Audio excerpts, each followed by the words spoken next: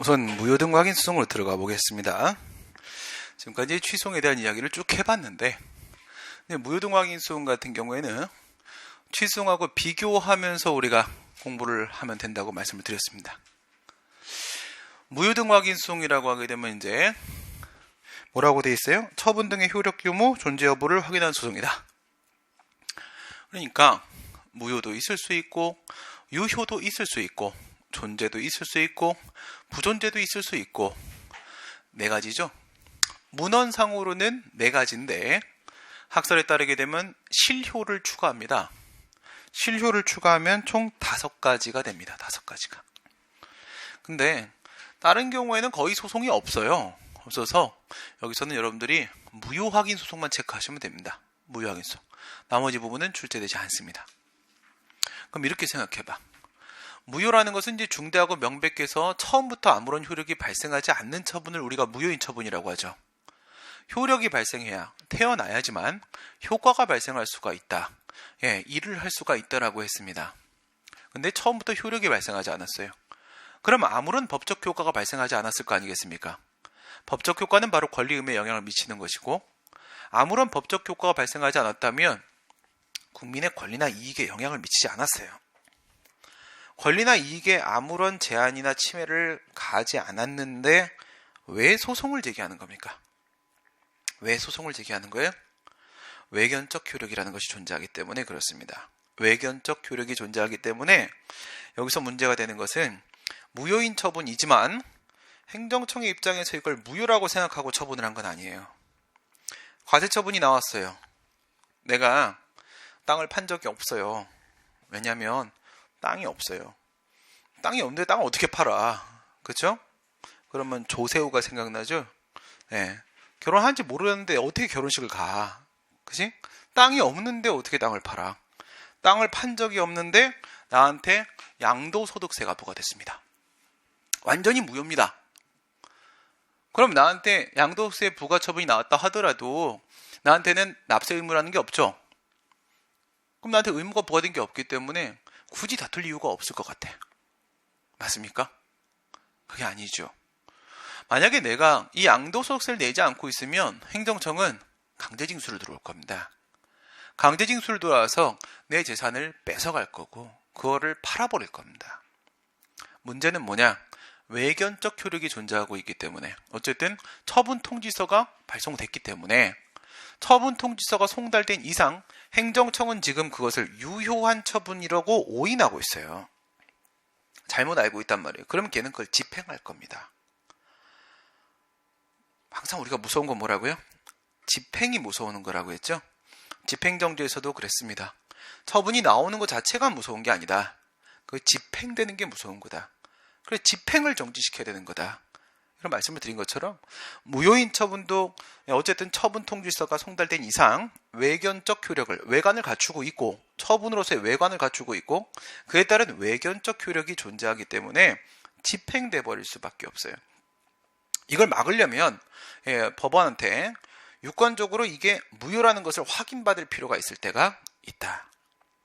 그게 바로 무효확인 소송인 겁니다. 그러면 무효확인 소송에도 소송요건이라는 게 있겠죠. 대상적격, 원고적격, 협의의 수익, 피고적격, 전치주의, 제소기간. 첫 번째 대상적격입니다. 우리가 앞에서 배웠을 때 테마 이름이 항고소송상 대상적격이었어요. 그리고 취소과 무효확인 소송은 대상적격이 완전히 동일하다고 했습니다. 다만 부작위 여파인 소송 같은 경우에는 등이 존재하지 않는다고 했죠. 등이. 그러니까 취소도 처분과 재결을 그 대상으로 하고 그리고 무효등 확인 소송도 역시 처분과 재결을 대상으로 합니다. 물론 부작위 여파인 소송은 처분에 대한 부작위만 포함됩니다. 재결에 대한 부작위는 존재하지 않습니다. 그렇다면 무효 확인 소송에 있어의 대상적격은 취소과 동일하다. 따로 공부할 게 없죠. 그 다음 피고적격으로 가보도록 합니다. 우리가 앞에서 역시 항고소송상 피고적격이었습니다. 피고적격도 취소과 무효확인 소송의 차이가 없다는 뜻입니다. 13조에 피고적격에 대한 규정을 두고 있었고 38조 1항에서 그것을 무효등 확인 소송이 준용하고 있습니다. 아무 차이가 없죠? 처분 등을 행한 행정청입니다. 아무 차이가 없어요. 그러면 행정심판 전치주의는 어떻습니까? 행정심판 전취주의는 대량성과 전문성에 대한 문제를 해결하기 위해서 행정소송을 제기하기 전에 먼저 행정심판의 재결을 거쳐오라는 것이었습니다. 그런데 무효인 처분은 눈을 씻고 찾아봐도 몇 개 되지 않습니다. 그리고 그것이 위법해서 무효라는 사실은, 그것이 위법이라는 것은 일반 국민의 관점에서 명백할 때 무효입니다. 따라서 법원이 그것이 위법이라는 사실을 모를 이유가 없습니다. 전문성에 대한 문제도 없다고 했습니다. 무효인 처분에는 대량성, 전문성의 문제가 없다. 따라서 여기는 행정심판 전취에 적용되지 않습니다. 그래서 18조를 38조 1항이 준용하고 있지 않고요. 또 하나, 무효인 처분에는 공정력이라는 게 없습니다. 공정력을 보장하기 위해서 필요한 것이 제소기간의 제한이었는데 여기는 공정력이 없기 때문에 제소기간의 제한도 없습니다. 그래서 20조를 38조 1항이 무효등광의성이 준용하고 있지 않습니다. 그럼 남아있는 건 뭐밖에 없어요? 소의 이익밖에 없는 겁니다. 소의 이익. 원고적격과 협의소에 대한 문제죠. 이거밖에 문제 안 나옵니다. 그러면 행정소송법 35조에 무효확인 소송의 원고적격에 대한 규정을 두고 있어요. 35조의 표제는 원고적격입니다. 원고적격이에요. 무효등광의송의 원고적격이라고 되어 있는데 거기에는 이래 되어 있어요. 무효 확인을 구할, 그죠? 확인을 구할 법률상 이익이 있는 자가 제기할 수 있다라고 되어 있습니다. 그러면 확인을 구할 법률상 이익이라고 하게 되면 확인을 구할 이익과 그리고 법률상 이익과 두 가지가 포함될 수 있는 거죠.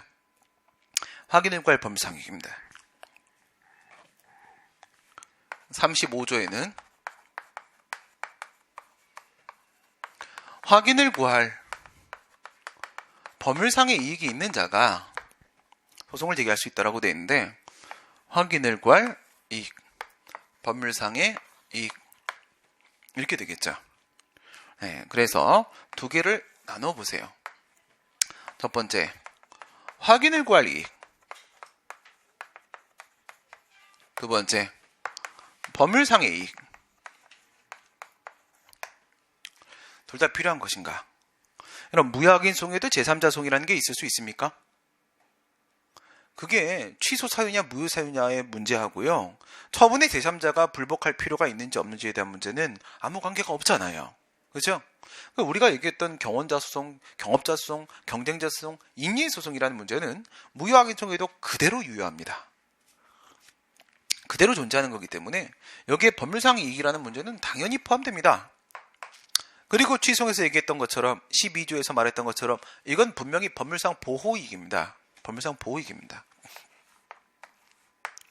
과연 이 확인을 구할 이익이라는 게 필요한 건가 안 필요한 건가라는 문제가 생겨요. 필요하다, 필요하지 않다 이렇게 나누게 되면 필요하다라고 보는 입장이 여기에 있는 즉시 확정 이익설입니다. 즉시 확정 이익설. 그 다음에 확인을 구할 이익에는 뭐 아무것도 없다. 이게 바로 법률상 보호 이익설입니다. 법률상 보호 이익설. 왜 그래? 얘가 법률상 보호 이익이니까. 이게 법률상 보호 이익이죠? 이게 법률상 보호 이익이니까 여기에 아무것도 없다. 이렇게 보면 남아있는 건 법률상 보호 이익만 남아있고, 그래서 35조에 있는 확인을 구할 법률상 이익은 그냥 법률상 보호 이익일 뿐이야. 이렇게 보는 거고, 여기에는 법률상 보호이익과 함께 확인을 구할 이익이 포함된다. 이 확인을 구할 이익이 바로 뭐냐? 확인의 이익이다 이거야. 확인의 이익이다. 굳이 그것이 무효라는 사실을 확인받을 필요가 있다라는 거예요. 굳이 확인받을 필요가 있다. 다시 말해 다른 방법이 전혀 존재하지 않기 때문에 이거 확인이라도 좀 받아야겠다는 겁니다. 보충성 원칙입니다. 보충성 원칙. 이거는 민사소송에서의 그 예를 그대로 우리에게 적용시킬 수 있겠는가 없겠는가에 대한 문제예요. 민사소송에서 만약에 내가 돈을 빌려줬어요. 갑이 을이라는 사람한테 돈 한 5천만 원을 빌려줬습니다. 근데 내가 그냥 대여금 반환 청구소송을 제기하면 돼요. 그죠? 돈 내놔. 이렇게 대여금 반환 청구소송을 제기하면 됩니다. 그럼 나 돈 받을 수 있거든요. 근데 굳이 쟤한테 돈을 받을 권리가 있다라는 확인 소송을 제기할 필요가 있겠어요? 나에게 반환 청구권이 있다는 걸 확인해 주세요. 필요가 있겠어 없겠어? 아무 필요가 없어요. 그죠? 무슨 말이냐면 이행소송과 확인소송의 관계입니다. 나는 지금 돈을 받고 싶은 거예요. 그러면 이행소송이라는 직접적 구제수단을 지금 강구할 수 있습니다. 이게 가능함에도 불구하고 굳이 간접적 구제수단으로서 확인소송을 제기할 필요는 없다는 거예요. 이행소송을 제기할 수 있다면 확인소송은 전혀 쓸데없는 짓을 하는 거기 때문에 보충성 원칙에 따라서 받아주지 않겠다. 각하시켜버린다는 거예요. 그게 바로 확인의 얘기입니다. 이행소송 등 다른 구제수단이 전혀 없기 때문에 그럴 때만 확인소송을 인정하겠다. 그게 바로 보충성 원칙입니다. 이런 경우를 한번 보겠습니다. 만약에 이렇게 부가처분이 나왔어요. 세금을 부과했습니다. 부담금을 부과했습니다. 부가금을 부과했습니다. 보험료를 부과했습니다. 과징금을 부과했습니다. 이게 다 출제된 문제들이에요. 네. 세금을 부과를 했어요. 어쨌든 돈 내라고 금전 급부 의무를 부과했어요. 근데 내가 돈을 냈단 말이에요. 이미 납부입니다.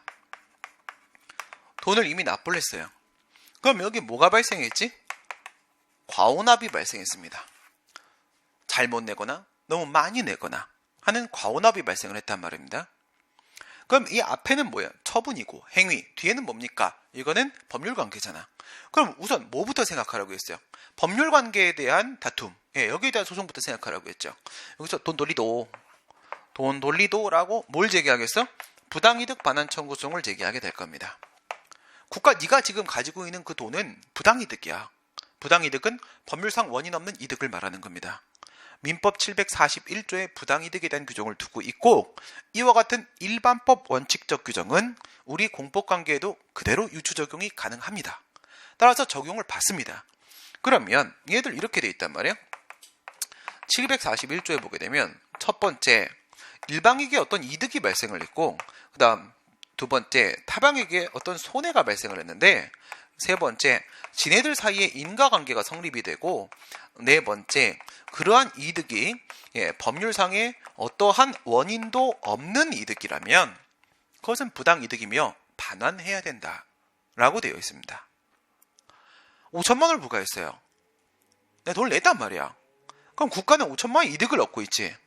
나는 5천만 원 손해를 받고 있고 이 돈이 글로 넘어간 것밖에 없어요. 문제는 여기죠. 법률상 원인 없는 이득인가 아닌가에 대한 문제입니다. 그러면 이 돈에 대한 법률상 원인은 바로 저 부가처분의 효과가 되고 있는 것입니다. 그러면 이 부당이득 반환 청구소송이라는 재판을 하기 위해서 먼저 해결돼야 되는 핵심적인 문제는 바로 뭐냐? 저 처분의 효력이 있냐 없냐에 대한 판단입니다. 그런데 이게 위법 무효인 경우하고 위법 취소인 경우하고 둘을 나눠가지고 한번 생각해 보세요. 과연 여기에 대한 심사를 할 수 있겠는가? 역시 마찬가지로 이게 선결 문제로 나서게 되는데, 이 선결 문제는 앞에 있는 부가처분이라는 행정행위에 뭐에 대한 심사입니까? 이거는 효력심사입니다. 효력에 대한 심사란 말이에요. 효력에 대한 심사인데 첫 번째 한번 보세요. 첫 번째, 두 번째, 이게 취소 사유일 때, 그 다음에 그게 위법인데 무효 사유일 때입니다. 위법은 위법이라고 전제를 까시고, 위법이야. 이렇게 되면 저 효력심사는 뭘 해야 돼요? 저 민사법원이 효력을 부정할 수 있어야 돼요. 효력을 부인할 수 있어야 됩니다. 야, 위법이네 하면서 얘가 효력을 부정할 수 있어야 돼요. 하지만 우리 행정행위는 아무리 위법하다고 할지라도 중대하고 명백하지 않은 이상은 공정력이라는 것이 존재하고 있고, 따라서 유효한 것으로 통용되지 않습니까? 그러면 지금 취소 사유잖아. 취소 사유니까 얘가 효력을 부인한다라는 것은 이 구성요건적 효력을 누가? 민사법원이 제거할 수 있어야 된다는 거예요. 구성요건적 효력을 얘가 제거할 수 있어야 된다는 거예요. 가능합니까? 불가능합니까? 안 되죠. 공정력, 이 구성요건적 효력이라는 것은 누구만 제거할 수 있는 거예요. 권한 있는 기관 3명만 할 수 있다라고 했죠. 처분청의 취소 처분, 행심위의 취소 재결, 그 다음 사법부의 취소 판결, 3가지밖에 없다고 했어요. 그 사법부 부분은 바로 취소 소송의 수서법원입니다. 행정법원 중에서도 당해 사건에 대한 취소를 받은 법원 빼고 나머지는 할 수 없습니다. 근데 이 친구는 민사법원입니다. 민사법원은 권한이 없습니다. 취소를 할 수 있는 권한이 없습니다. 공정력을 부정할 수 있는 권한이 없습니다. 그럼 얘는 뭐예요? 이거를 할 수가 없는 거예요. 선결 문제에 대해서 심사를 해서 그 처분의 효력을 제거할 수가 없는 거죠. 제거할 수가 없으면 저 처분의 존재를 자신의 판단의 구성 요건으로 삼아야 되는 겁니다. 그러면 처분이 존재하고 있기 때문에 이 돈에는 뭐가 존재하는 거야? 법률상 원인이 있는 거 아닙니까? 그치? 저 처분의 존재를, 효력을 자신의 판단의 구성 요건으로 삼아야 되는 효력이 바로 구성 요건적 효력이잖아. 그죠? 여기에는 구성 요건적 효력이 있잖아. 여기에는 구성 요건적 효력이 없지만, 그치? 구성 요건적 효력이 있기 때문에 얘는 함부로 가서 이 효력을 부정할 수가 없는 거고, 이 처분의 존재를 자신의 판단의 구성 요건으로 삼아야 되고, 삼고 나면 법률상 원이 있는 국가의 이득이 되는 것이고, 이 부당이득 반환 구성 기각될 수밖에 없습니다. 기각될 수밖에 없으니까 얘가 여기다가 취송을 제기하게 되는 거죠. 그렇지? 이런 건 본 적이 있잖아. 이렇게 취송을 제기합니다. 이게 우리 지금 이제 기속력까지 배웠잖아. 취송을 제기해서 위법이니까 취송 제기하면 내가 이기겠지. 승소 판결 받을 수 있습니다. 받으면 기속력으로 저 돈을 돌려줘야 될 의무가 있습니까? 없습니까? 국가한테. 기속력이 원상회복 의무라는 건 인정이 안 된다고 했잖아요. 그치? 결과제거 의무란 거 인정 안 된다고 했잖아. 네, 돌려주지 않아도 됩니다. 그러면 이 취송은 이겨봐야 소용이 없는 소송이니까 원칙적으로 협의의 소익이 없지 않습니까? 효리상 인가에서 상에 걸렸습니다. 상에 걸렸어. 그러면 이럴 땐 뭐야? 부수되는 이익으로서 재산적 이익, 사회적 이익, 인격적 이익이 존재하는가에 대한 판단을 봐야 될 거 아니야. 그때 핵심이 뭐였어? 비로소 가능한 것이 있는지 없는지를 보라고 했죠. 그럼 여기서 취송을 제기해서 취소 판결을 받아내면 이 권한 있는 기관이 이 공정력이라는 걸 제거하게 되고, 그러면 형성력이 존재하니까 처음부터 없었던 게 돼버리는 거잖아. 공정력이 사라지는 거야. 그러면 방어막이 사라졌으니까 이 민사법원도 가서 효력이 없군 이라고 딱 확인을 하고, 법률상 원인 없는 이득이 맞았어 라고 하면서 이 부당이득에 대한 반환 명령 판결, 인용 판결을 해줄 수가 있게 된다는 겁니다. 뭐라고요? 비로소라고요. 비로소. 취소 판결을 받게 되면 비로소 저 부당이득의 반환 청구가 가능하게 되는 겁니다. 기속력으로서 원상회복 의무가 없기 때문에 원칙적으로는 효리상 인가에 걸려서 협의의 소익이 없는 것처럼 보여졌지만, 하지만 취소 판결을 받아야만 비로소 가능한 부분이 존재하고 있기 때문에 협의의 소익은 예외적으로 인정이 될 수 있을 것이며 본안에 들어가게 될 거고, 본안에 들어가게 되면 취소 판결을 받게 될 거고, 취소 판결을 받게 되면은 부당이득 반환 청구가 가능해질 거고, 관련 청구성의 이송과 병합을 배운 대로 치게 되면 얘와 얘를 병합해서 한 번에 들어가도 된다라는 얘기를 했었지요. 이건 다 배운 내용입니다. 이제 넘어갑니다. 뭐로 넘어가냐? 무효사유죠. 무효사유입니다. 여기에는 구성요건적 효력이 없습니다. 구성요건적 효력이 없고, 여기서의 효력 심사는 효력 확인입니다. 적극적으로 뭐 부인할 건 없고요. 그냥 효력이 있다 없다만 확인하면 끝나는 겁니다. 그럼 보세요. 또 똑같이 들어갑니다. 똑같이 여기다가 부당이득 반환 청구성을 제기했습니다. 이득 손해 인과관계 법률상 원인 없이 법률상 원인 없이 선결 문제에 대한 판단이 필요하군 들어갔습니다.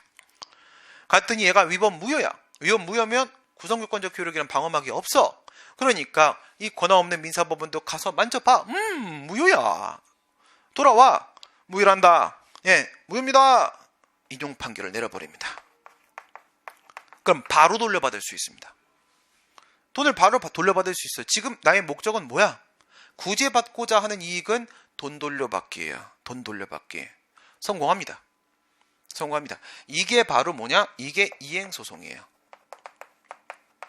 이게 이행소송이고, 이게 바로 직접적 구제수단입니다. 바로 돌려받아 버릴 수 있잖아.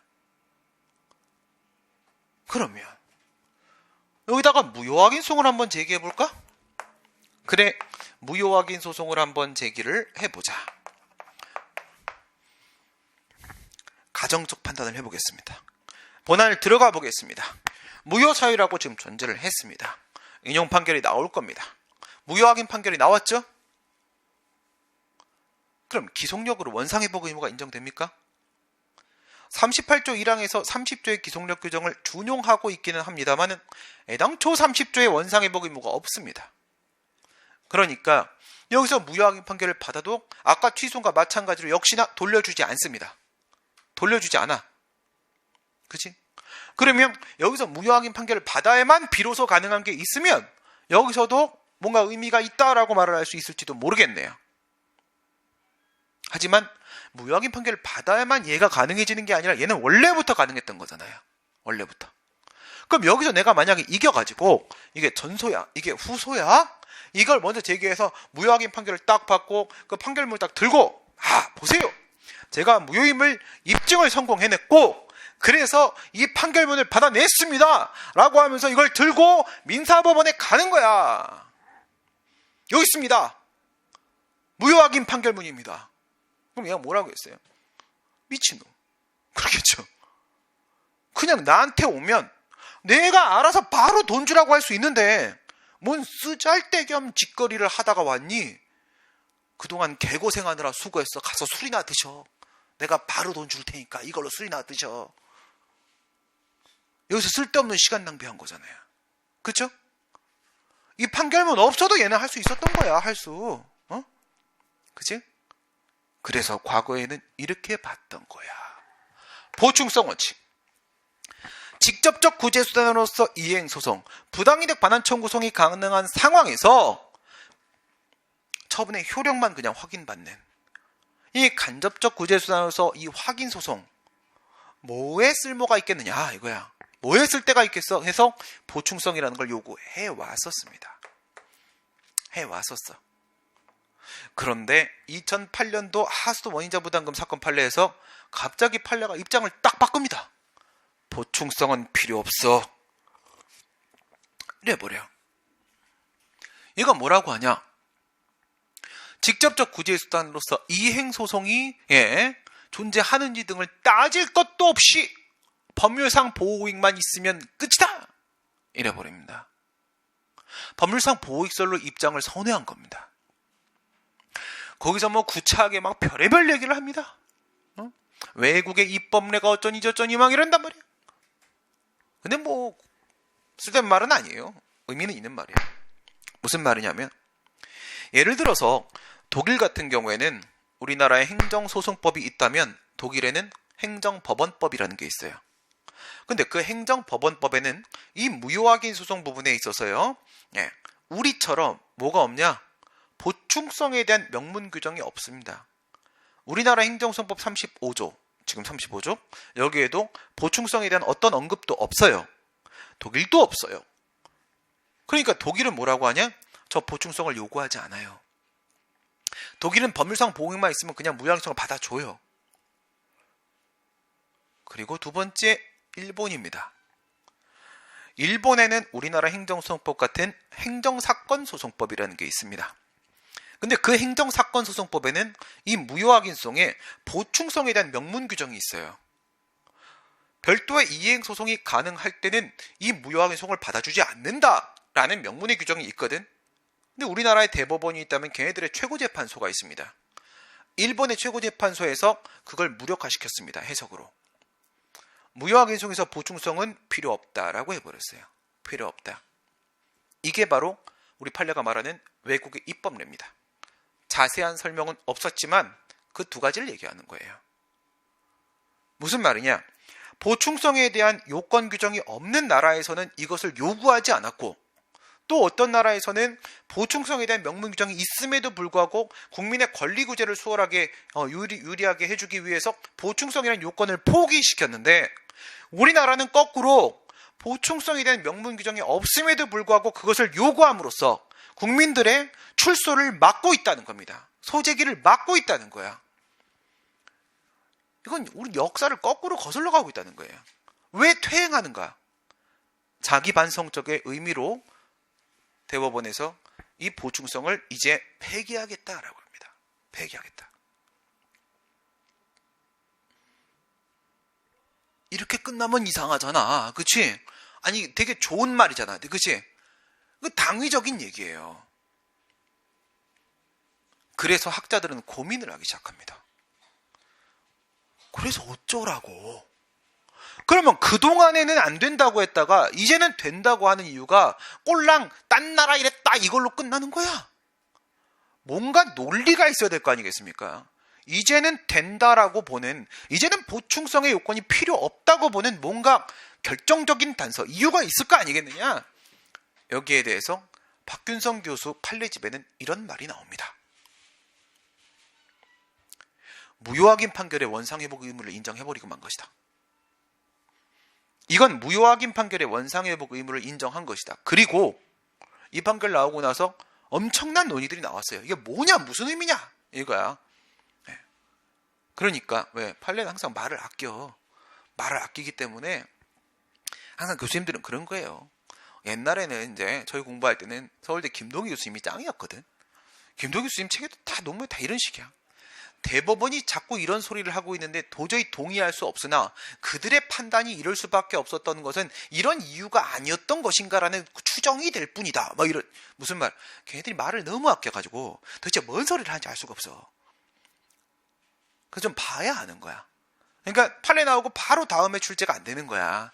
교수님들끼리 어느 정도 입장 정리가 돼야지 그 다음에 출제를 할 수가 있는 거야. 이게 뭔 의미인지. 근데 이렇게 말을 해요, 지금은. 이렇게 보는 데 있어서 학자들 간에 더 이상의 이견은 없다. 뭐에 대한 이견이 없다? 무효확인 판결의 원상회복 의무를 인정하고 말았다라고 해석을 하는 데 있어서, 이 판례를 평석하는 데 있어서 이견은 없다. 그 말이 맞죠. 그래야 논리적으로 성립이 돼요. 안 그래? 여전히 확인만 하는 의미로 끝나는 소송이라고 한다면 이거 왜 필요합니까? 안 그래? 이거 있는데. 그렇잖아. 무슨 말이냐? 여기서 무효확인 소송을 제기해서 인용 판결이 나오면 여기서도 돌려받을 수 있다. 여기서도 바로 돌려받을 수 있다. 그러면 이건 단순한 확인 소송이 아니다. 이거는 이와 같이 처분을 원인으로 해서 발생한 어떤 위법한 결과 상태가 존재하는 범위 안에서는 그 결과를 제거시킨다라는 측면에 있어서 이행소송의 기능을 함께 수행하고 있는 것이다. 원상회복 의무가 인정되고 있는 것이다. 원상회복 의무 인정시키면 이 친구도 이행소송이고 이 친구도 이행소송이 된 거예요. 그럼 그냥 또는이야. 선택적 청구가 되는 거예요. 이걸로 돌려받으셔도 되고 이걸로 돌려받으셔도 되고, 그러니 얘 있다고 너 들어오지 마라는 말이 성립되지는 않는다는 거예요. 근데 내가 봤을 때 있잖아요, 이렇습니다. 지금 판례의 경향을 보면 판례는 무효인 처분에 대해서는요, 정말 묻지도 따지지도 않고 권리구제를 시키는 방향으로 막 밀어붙여요, 지금. 아까 그랬잖아. 뭐라고 했어? 적극적 의무는 명문 규정이 있어야만 인정이 되는 거라고 했잖아. 이건 적극적 의무야. 그래서 그동안 인정을 안 해온 거야. 그리고 지금도 취송에서는 원상회복 의무를 인정 안 하고 있어요. 지금도. 적극적 의무, 자규 의무는 명문의 규정이 있어야 돼. 근데 이거는 명문의 규정이 없어. 없는데 왜 뚫어줬을까? 왜 뚫어줬을까? 무효인 처분이니까. 정말 중대하고도 명백해서 절대 그런 짓 하면 안 되는, 정말 얼토당토 않은 짓을 했는데 그거를 뭐 이딴 식의 이유에서 저딴 식의 이유에서 국민의 권리구제에 어떤 장애물을 조성하면 안 된다는 거예요. 무효인 처분은 어떻게든 뚫어주려고 하는 게 지금 우리 대법원의 입장입니다. 그래서 여기서는 뚫는 게 원상회복 의무 인정시켜버린 거야. 오케이? 그래, 그렇다면 말이지, 이런 상황이 발생을 하겠지. 무효, 확인, 소송. 얘네들의 협의의 소액에 대한 문제는 두 가지 측면이 있었어, 그동안. 야, 너 무효인 처분 왜 다투냐? 아무 효력도 없고 아무 효과도 없고 너한테 아무런 침익적인 효과를 발생시키지 않았는데 왜 다투는 거야? 야, 일단 확인 소송 왜 제기하는 거야? 두 가지 문제가 있었던 거야. 근데 이 부분은 해결이 된 거잖아. 일단 확인 소송이 아니라 난 이제 이행 소송이야. 알겠어요? 난 이제 이행 소송이야. 하지만 이건 그대로 남아있다. 이거야, 남아있다. 그게 마지막 남은 협의의 수익 얘기예요. 현존하는 법적 지위에 불안이 있고 판결을 통한 권리존부의 확정의 필요성이 있기에 그래서 소송을 제기하는 것이다. 옛날에는 이 무효라는 처분이라는 부분에 있어서 협의의 수익 문제를 여기에서 이걸 인정을 했기 때문에 여기에 확인의 이익이라는 협의의 수익 논의를 35조 안에서 진행을 했기 때문에 이 무효인 부분도 그냥 여기다가 같이 끼워 넣어서 한 번에 처리했었어요. 한 번에. 알겠어요? 근데 지금은 이 방이 없어졌잖아. 이 방이 제거가 됐기 때문에 이 방에서 그냥 같이 끼워 살던 친구 방에서 같이 자취방에 같이 사는 애들 있잖아. 그치? 예, 기생충 같은 애들. 예. 있어요. 예. 내가 그래서 방도 몇 번 바꿨어. 대학 다닐 때. 아니 시장 나는 그때 막 10만 원 15만 원이면 되는데 나는 방세가 45만 원이었어요. 왠지 알아? 하우스였거든. 뭐 수업만 끝나면 아니야. 수업이 안 끝나도 수업 중에도 내 방은 언제나 빠글빠글합니다. 새벽 2시 3시가 돼도 선배님들이 언제나 양주 한 병을 이렇게 손에 항상 들고 잘 지내냐? 아 형님 오셨어요? 왜? 네, 나도 끼려고. 아 예 들어오십시오. 야 이거 선물이야. 고맙습니다. 이렇게 막 쟁여 막 안에서 막 애들한테 담배 팔고 애들 막 하우스하고 있잖아. 그치? 하우스하고 있으니까 애들 담배가 많이 필요해. 그치? 야, 담배 떨어진 사람. 그럼 옆방에서 내가, 그랬더니 이 새끼들이 안 나가. 거기서 자버려. 그러더니 지 방을 빼. 근데 나 5만원 줄 테니까 같이 살자. 뭐 이래. 그건 안 되지. 그치? 얘가 방을 뺐잖아. 그럼 지 방으로 가야 될 거 아니야? 그럴 거예요. 얘가 지방으로 간 거야. 원래 자기 방이 어디야? 협의의 수익이지. 그치? 왜 35제 원고 적격 방에서, 그치? 괜히 같이 막, 있다가 간 거야. 방 빼가지고, 방 주인이. 그치? 도대체 학교를 어떻게 다닌 거야. 그치? 재밌게 다녔지. 너무 재밌게 다 해봐갖고, 안 해본 게 없어갖고, 이제, 별로 하고 싶은 게 없어요. 안 해본 게 하나밖에 없잖아. 결혼. 하고 애기. 이거 빼고는 다 별로 인생에 다른 낙이 없어. 네. 여러분들이 저의 낙이에요. 간질간질하지. 그치? 네. 정말 나와는 어울리지 않는 말입니다. 그치? 네. 그게 35조. 그 다음에 이제 본안으로 들어갑니다. 우리가 취소에선 1단계 처분의 위법 여부를 판단해요. 무효확인송에는 2단계까지 심리하죠. 1단계 처분의 위법 여부, 2단계 처분의 위법 정도. 근데 1단계 부분은 서로 뭐야? 중복된 부분이야. 그렇죠? 공통분모잖아. 그러니까 거기에서 취소의 직권심리주의가 적용됐었다면 여기에도 그 1단계 심리를 함에 있어서 직권심리주의가 적용되어 있어서 뭔 차이가 있겠어. 얘는 그냥 2단계 심리가 하나 추가된 것뿐이야. 그치? 아무 차이가 없고요. 근데 여기서 판례가 입증 책임의 분배, 여기서 이상한 소리를 좀 해요. 그거 좀 기억해놔야 돼. 왜 그러는지 모르겠어요. 판례 가끔 좀 정신 놓을 때가 있는데, 한번 정신 놓으면 또 고집이 있어갖고, 생각을 안 바꿔. 입증을 한다는 건 뭘 입증하는 거예요? 우리 배운들 하면. 그 법상에 요건 사실이 존재하는가, 존재하지 않는가, 이걸 입증하는 거예요. 청소년을 용접기관 고용하면 안 되고 청소년한테 술을 팔면 안 되고 했을 때 청소년한테 술을 팔았다. 이런 걸 입증하는 거라고요. 뭐 지난번에 과징금 얘기한 거 보면 난 분명히 자진 협조를 했고 신고를 했다. 내가 첫 번째 신고자다. 난 따라서 감액의 정도가 아니라 면제를 해줘야 된다. 이럴 때 나는 협조했다. 몇 월 며칠 날 어떻게 해갖고 공정거래인을 찾아갔고 서로 이런 걸 준비해서 제출해 줬다. 요건 사실의 존재를 입증하는 거야. 그러면 이 요건 사실이 존재하는지 그렇지 않는지에 따라서 뭐가 달라집니까? 처분이 적법인지 위법인지가 달라지는 거야. 알겠어요? 그래서 입증을 한다, 주장을 하고 입증을 한다라고 했을 때는 처분의 적법 위법을 주장 입증을 한다라고 말을 하거든. 그렇다면 취소이든 무효항의송이든 처분의 위법 여부에 대한 판단은 똑같잖아. 똑같으니까 입증 책임의 분배도 다를 이유가 없는 거예요. 왜냐하면 2단계는 입증할 수가 없어요.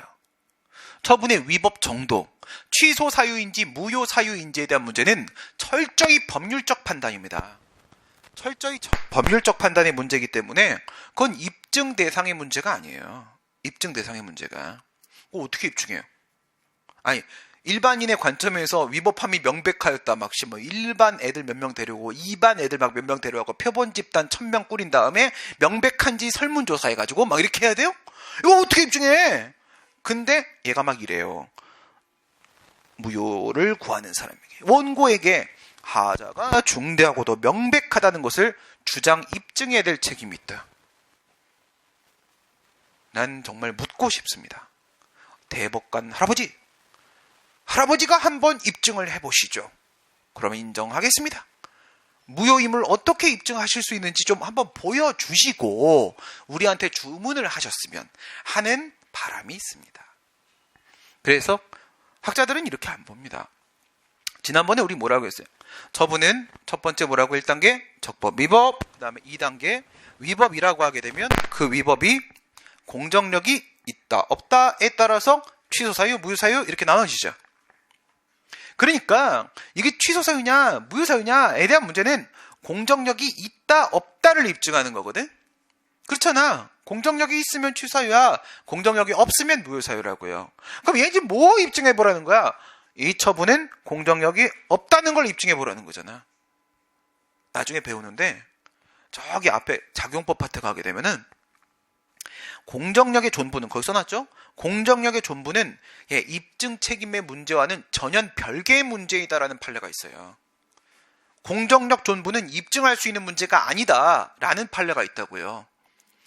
지가 그래놓고 여기 와서는 공정력이 없음을 원고한테 입증을 하라고 하는 거야. 뭐야, 무효인송은 승소를 인정 안 하겠다는 거야 지금? 그래서 비판이 엄청 많습니다. 기억은 할 수 있겠지? 판례가 이상한 길을 걷고 있다. 원고 책임서를 입장을 주고 있다. 그 다음에 또 맨 마지막에 되게 중요한 얘기가 있죠. 각하나 기각이나 인용은 앞에 다 한 얘기니까. 무효확인 소송 제기했는데 취소 판결을 할 수 있어요? 이렇게 한번 생각해봐. 내가 취소를 제기했거든? 근데 이게 심지어 무효 사유야. 그러면 인용 판결 해줍니까? 내가 무효확인 소송을 제기했는데 꼴랑 취소 사유야. 단순 위법이야. 그럼 인용 판결 해줍니까? 취소 소송은 위법하기만 하면 최소한 취소 사유이기 때문에 바로 인용이 돼요. 취소는 60점만 맞으면 통과시켜주겠다는 소송이야. 무효확인 소송은 몇 점 맞아야 돼? 80점 맞아야 통과시켜주겠다는 소송이야. 내가 취소를 제기했거든요. 60점짜리 시험을 본 거야. 근데 시험을 잘 봐가지고 내가 80점 맞은 거예요. 여러분들한테는 그런 거 없죠? 저쪽엔 애들 그런 게 있어요. 자격사 시험 이런 거는 1차 객관식, 2차 주관식이야. 근데 1차와 2차를 합산해서 점수를 산출하는 게 아니거든. 1차는 그냥 통과하면 2차는 따로 점수를 산출한단 말이야. 1차에 목숨 걸지 마라. 이런 얘기를 많이 해요. 특히 노무사 쪽 학생들 같은 경우 내가 1차는 한 달이면 된다. 일주일에 통과해도 맞다. 2주일이면 그 과목 중에서 한 개 정도 알고 있으면, 특히 민법만 알고 있으면 2주면 된다. 아예 처음 하는 놈은 다 모든 과목 처음인 놈은 한 달이면 된다. 그러면 애들 겁먹어가지고 1차를 통과 못하면 2차도 못 들어가는 것이고 내가 지금 하고 있는 공부는 아무런 의미가 없어지니까 좀 말을 좀 닥치고 좀 시킨 대로 해.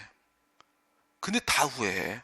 3개월, 4개월, 1년 동안 1차 공부를 해. 여러분 이거 행정법 100점 맞는데 2달이면 된다고 했지? 행정법도 객관식을 100점 맞는데 2달이면 넋 잡고 시간이 남아요. 근데 무슨 민법을 뭘 1년을 해? 세상에 제일 어려운 행정법도 2달이면 되는데 객관식은. 그래놓고 시험 보잖아. 60점만 넘으면 되는데 100점 맞아와요 애들이 95점 거의 100점 육박한 점수 맞아. 딴 애들 2차 공부한 시간에 지는 그거 하느라고 시간 낭비 다 했는데 나중에 그게 자기한테 아무 도움이 안 되는 점수잖아. 그 시간 때문에 2차 떨어져요. 응? 그런 거야.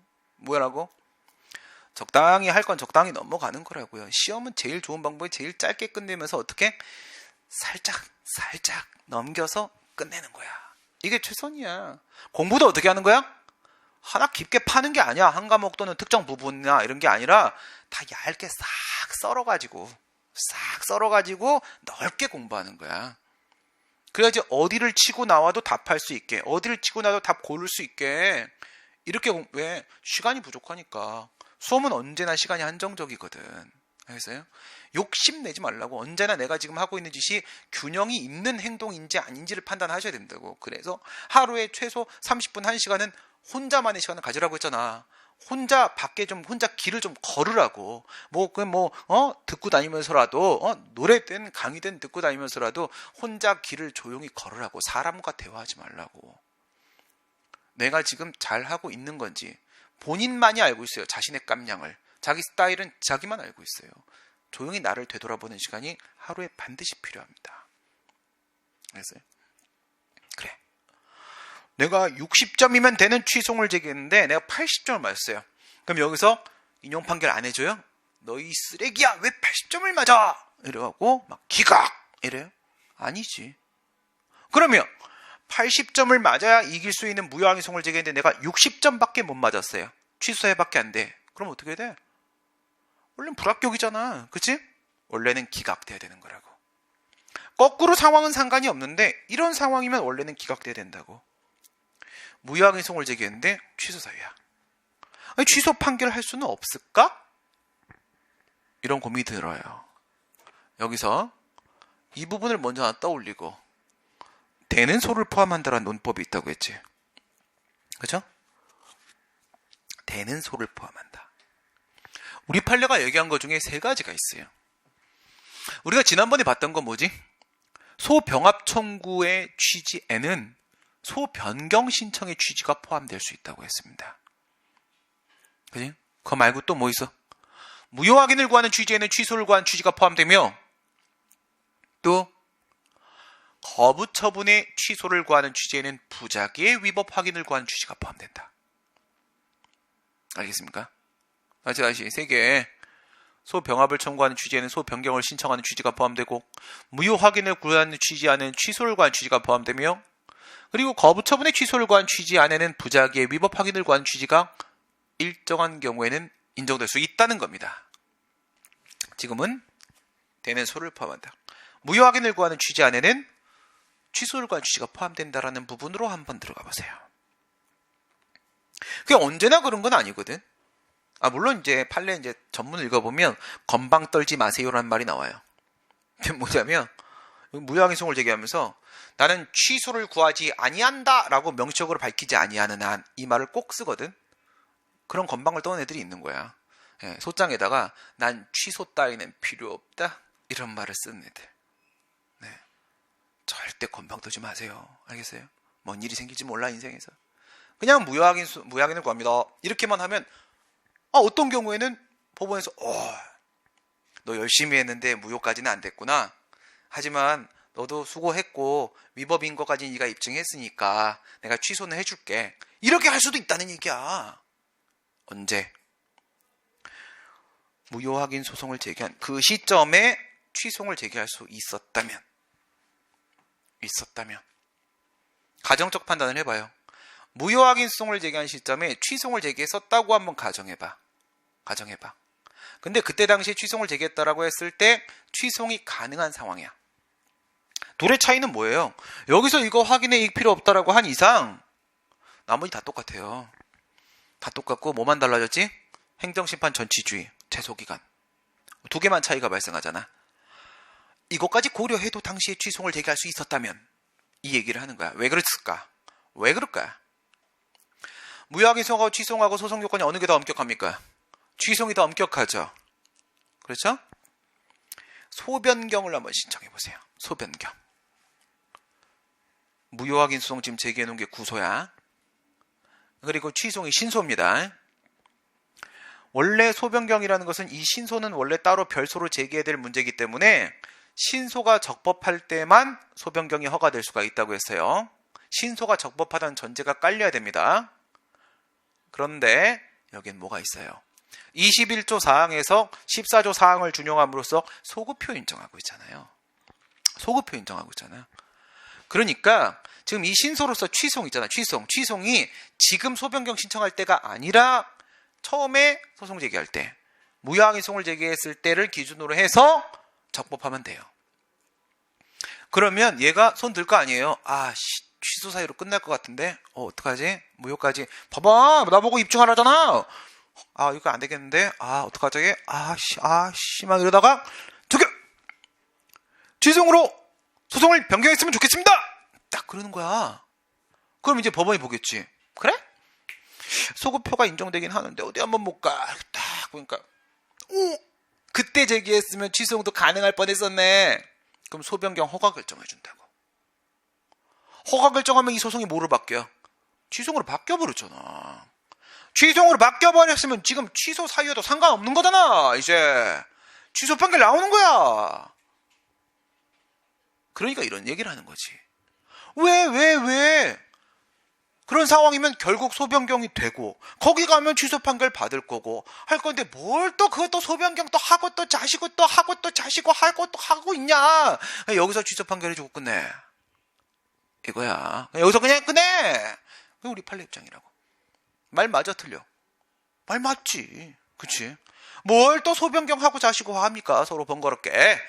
결국 결과가 달라지지 않는데 결국 취소 판결 받아낼 수 있는 친구라고. 이 친구는 그럼 그냥 여기서 인정이 좀 되는 거잖아. 그렇죠? 그게 판례 입장이다. 그게 판례 입장이다 이겁니다. 이거를 봤잖아. 이걸 봤잖아. 그럼 이제 퓨전 한번 들어가 볼까? 퓨전 들어갑니다. 이거 원리는 이해했지? 결국 소변경을 내서 해결될 문제라면 소변경 없이 여기서 그냥 끝내버립시다. 이건데 앞에서 사정판결 배웠지. 무효확인 소송상 사정판결 가능성. 여기에는 무효확인 소송상 취소판결 가능성. 오케이. 두 개 비교해봐. 무효확인 소송을 제기했어요. 무효확인 소송을 제기했어요. 여기 사정판결 됩니까? 원래는 안 된다고 했지. 그치? 원래 안 된다고 했어. 근데 전제가 뭐라고 했어? 무효인 처분이라는 전제를 깔고 생각하시라고 했잖아요. 깔고. 근데 무효확인 소송 이야. 그래. 무효확인 소송 이야. 근데 첫 번째 취소 사유입니다. 그다음 두 번째 취소 소송입니다. 이러면 어쩔? 내가 분명히 무효확인 소송을 제기했고요. 공공복리 유지의 필요성이 있어요. 이런 상황이고 우리 아주 단순화시키기 위해서 피고 쪽에서 사정판결 주장을 했다고 칩시다. 근데 무효확인 소송이라는 문제가 있어. 38조 1항이 28조를 준용을 안 하고 있잖아. 무효확인 소송의 사정판결 준용을 안 하고 있단 말이야. 근데 해보니까 이거 취소 사유야. 그러면 뭔 일이 생기냐면 이거는 무효확인 소송상 사정 판결 가능성의 논의를 벗어나 버려요. 밖으로 나가버린다고. 오케이? 이건 무효인 처분이란 전제를 깔아놓고 존치시킬 효력이 없는 행정행위에 대한 사정 판결은 인정될 수 없다. 이렇게 말을 한 건데 지금 취소하니까 존치시킬 효력이 있어. 그럼 이 논의를 벗어난 거라고. 근데 두 번째 변수를 집어넣어요. 이게 뭐냐? 그 처음에 무효확인 소송 제기했을 때 취소를 제기할 수 있었던 거야. 오케이? 그럼 무효확인 소송 사정판을 가서 논의를 벗어나긴 했지만 하지만 아직 깔끔하진 않잖아. 왜? 무효확인 소송이라는 소송 형식에서 사정판결을 인정할 수 없다고 행정소송법에 명문으로 되어 있는데 된다? 이렇게 말하기에는 좀 사람 마음이 좀 찜찜하지 않습니까? 그런데 그때 당시에 취소를 제기할 수 있었던 거예요. 행정심판 전치주의 제소기간의 문제가 특별히 없었던 거지. 그럼 이 논의는 어디로 들어가 버려요? 이 논의는 무효확인 소송상 취소 판결 가능성에 대한 문제로 인입돼 버리는 거예요. 소변경을 해서 결과가 달라지지 아니할 것이라고 한다면 그냥 여기서 하자, 그 원리가 적용돼 버릴 수 있죠. 오케이? 두 개가 이 두 개가 충족이 되는 거야. 교집합. 응? 그럼 얘가 뭐 할 수 있어? 무효확인 소송을 취소로 바꿔주세요 할 거 아니야. 그지? 처분권주의 적용되니까 원고 신청은 있어야 돼. 손은 들어야 된다고. 바꿔주세요. 그럼 법원이 허가 결정을 내릴 거 아니겠습니까? 허가 결정을 내리게 되면은 넘어갔지, 취소로. 그러면 이제 당당하게 취소 소송에서의 사정 판결이 짜자잔 가능해진다는 거지. 알겠어? 무효확인 소송이긴 한데 취소 사유야. 그럼 무효확인 소송 사정 판결에 대한 문제는 이미 벗어난 거야. 하지만 실정법상 제도의 문제가 아직 걸림돌이 돼. 그러면 취소송을 제기할 수 있는 상황이 전제가 돼준다면 취소로 소변경이 돼. 소변경이 되면 가면 사정 판결 나올 수 있는 거야. 그러면 굳이 소변경해서 가서 사정 판결할 거 없이 지금 여기 무효확인 소송에서 사정 판결을 한다고 해서 문제될 건 없다. 알겠지?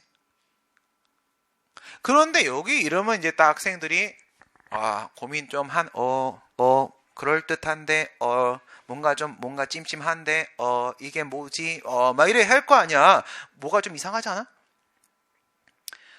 소변경은 원고가 신청해야 되잖아. 반드시 신청해야 되잖아.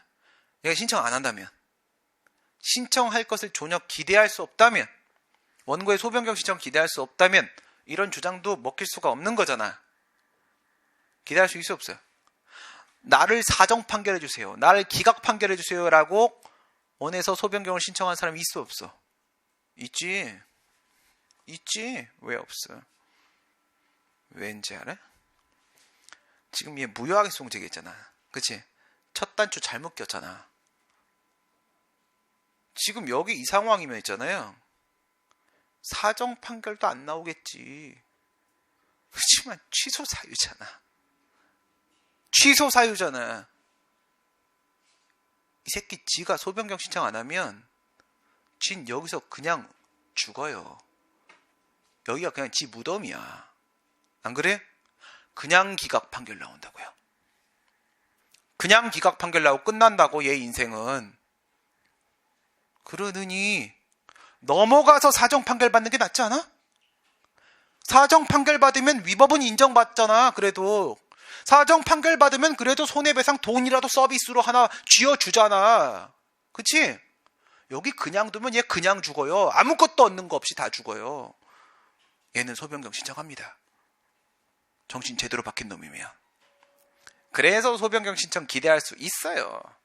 기대할 수 있고, 저 두 개의 조건이 충족이 되면 무효 확인 소송에서의 사정 판결이 이루어져 버리고 말 것이다 라는 거지. 그게 아까 제가 말씀드렸던 뒤에 가면 유사 논점이 있습니다, 가서 퓨전 엮어볼게요 라고 했던 얘기인 거야. 오케이? 그 다음 마지막으로 우리 아까 얘기했던 트라이앵글에 대한 정리를 좀 하면서 마무리를 좀 해보도록 하겠습니다. 5분. 앞에 있었던 판결의 효력 다시 한번 펴보시고요. 펴보시면 이런 내용들이 나올 겁니다.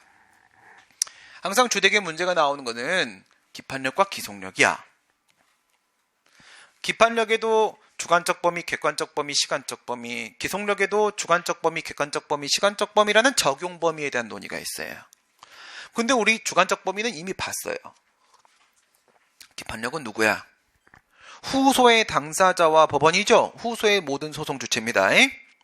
그래서 후소의 당사자는 모순되는 주장을 못하고, 후소의 법원은 모순되는 판단을 못할 것이라. 기속력은 누굽니까? 행정소송법 30조 1항의 일반적 기속력 규정에 보면 피고 처분행정청과 함께 관계행정청이라고 되어 있는데, 행정기관이란 얘기야. 행정기관. 이 처분과 관계되는 모든 놈들, 모든 기관이란 얘기예요. 그건 됐어. 안 중요해. 그 다음에 객관적 범위 한번 가볼게요. 객관적 범위. 기판력은 판결 주문에만 미칩니다. 기속력은 판결 주문과 함께 판결 이유까지 미칩니다. 판결 주문하고 판결 이유까지 미치면 판결 이유에 미친다라고 보면 돼요. 왜냐하면 주문에 있는 내용은 이유에 다 등장하니까요. 주문에 있는 내용은 이유에 다 등장하기 때문에 이유에 미친다라고 보시면 됩니다. 오케이? 판결 이유에는 뭐가 나오겠어요? 기속력은 인용 판결에만 존재한다고 했지. 취소 판결에만 등장하는 거야. 그러면 왜 위법인지에 대한 얘기가 나오겠죠? 바로 그겁니다. 구체적 위법 사유가 등장할 겁니다. 구체적 위법 사유가 등장할 거예요. 그럼 정리 이렇게 할 수 있나?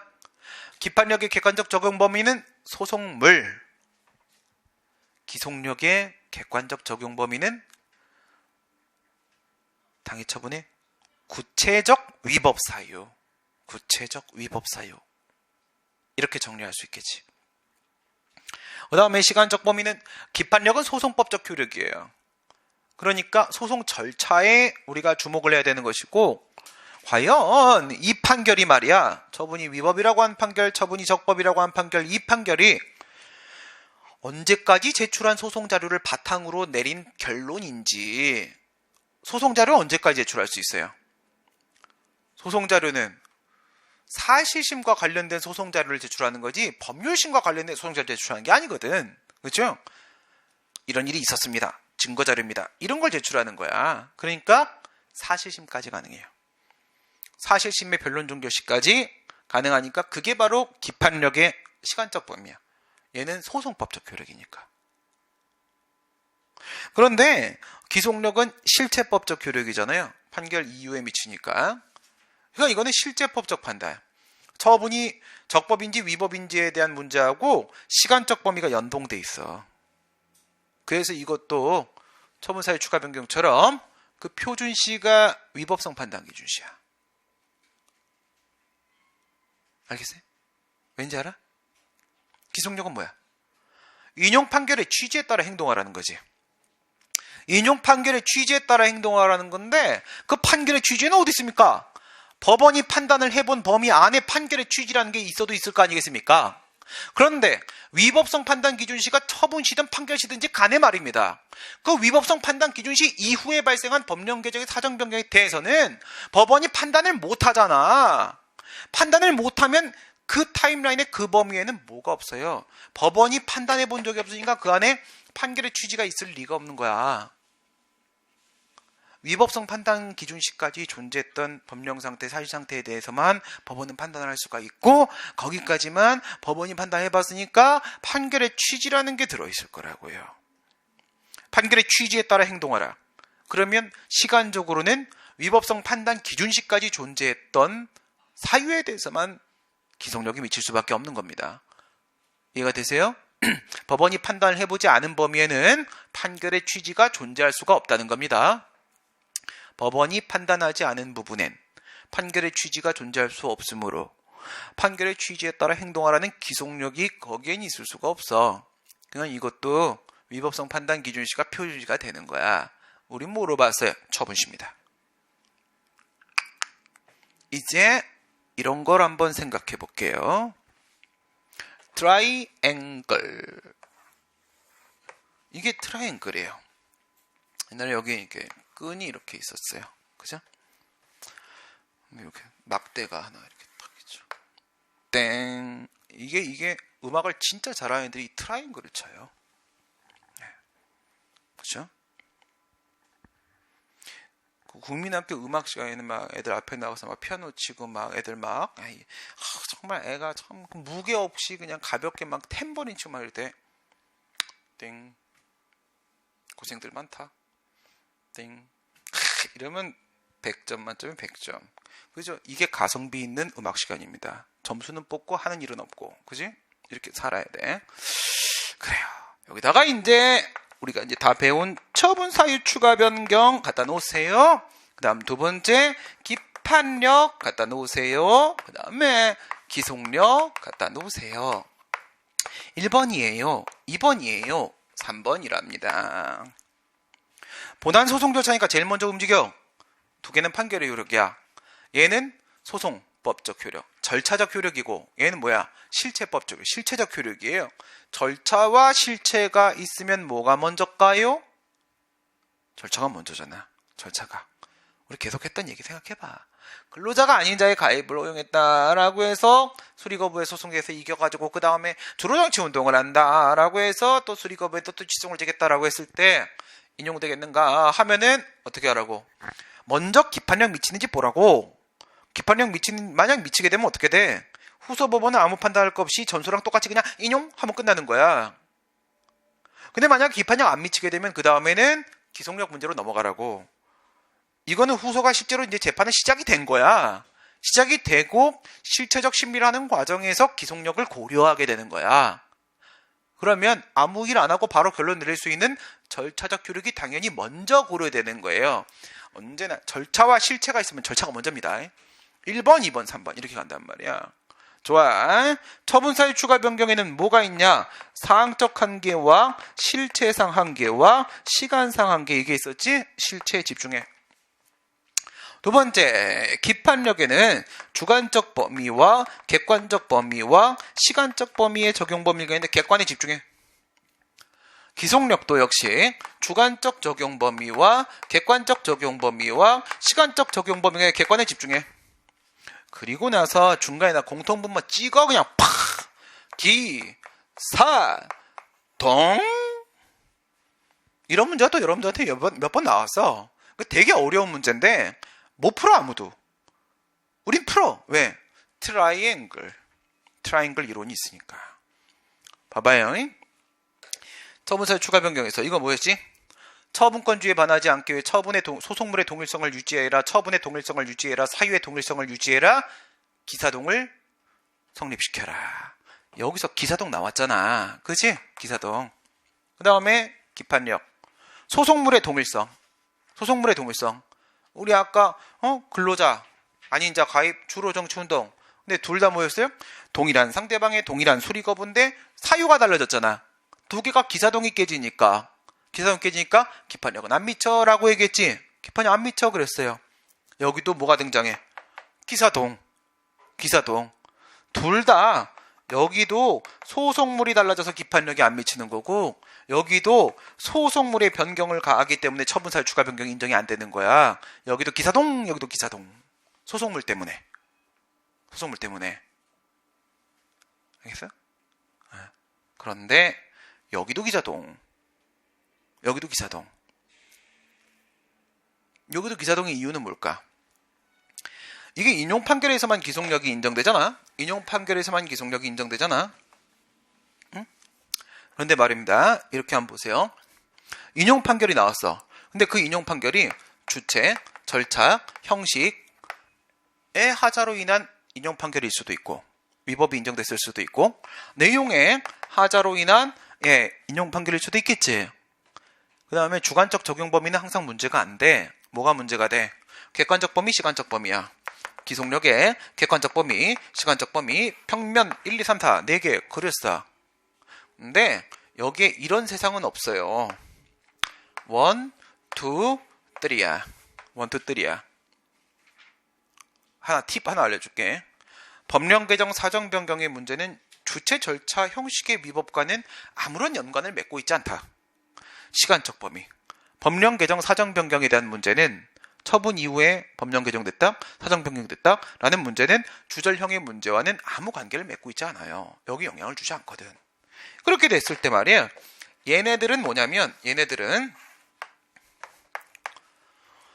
객관적 범위가 구체적인 위법 사유였죠. 이러면 되잖아.